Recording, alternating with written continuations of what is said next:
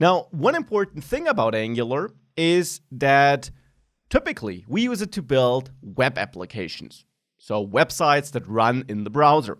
In this course, however, we use it to build native mobile applications as well. We do this with the help of the extra tool we're covering in this course, Ionic.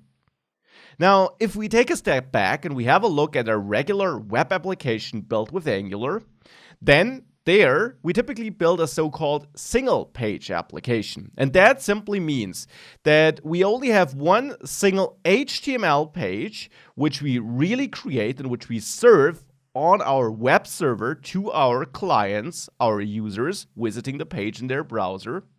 And on this HTML page, we load the Angular script. And the Angular script is not just the framework script, it is our code built with Angular as well.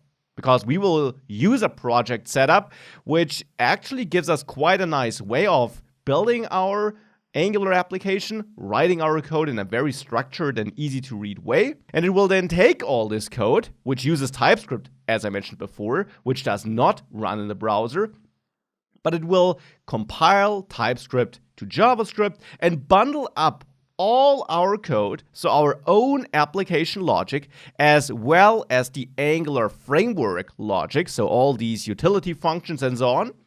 All that will be bundled up and will be imported in its single index HTML file.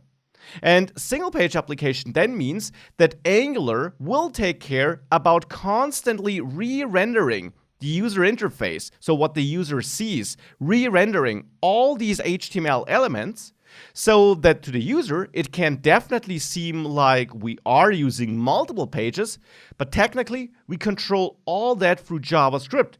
And the huge advantage of that is the performance, the speed. Because JavaScript runs in the browser, it even works if we temporarily lose our internet connection, and more than that, it happens instantly. We don't need to download anything from a server other than this initial page. Thereafter, everything can be re-rendered quickly, and that of course feels good to the user because it's very reactive. It's the feeling we know from mobile apps typically, where we also can press and tap stuff and things change instantly.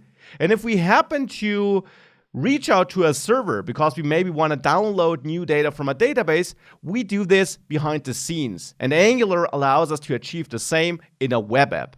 And that, of course, makes it a perfect candidate to be used together with Ionic to then build a real native mobile app as well, but still use our Angular knowledge to build all our business logic, all the logic we want to execute in our application.